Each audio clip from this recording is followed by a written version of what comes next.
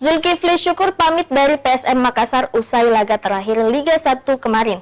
Sang kapten menyampaikan salam perpisahan kepada supporter dan PSM yang telah memberikan kesempatan untuk mengabdi selama kurang lebih 6 tahun.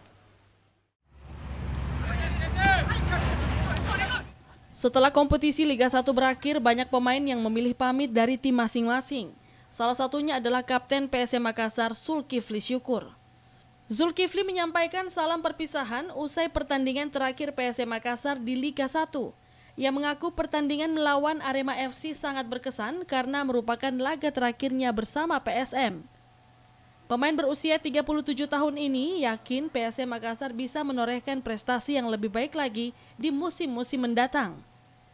Selama Liga 1 musim ini, Zulkifli Syukur tampil dalam 23 pertandingan bersama PSM.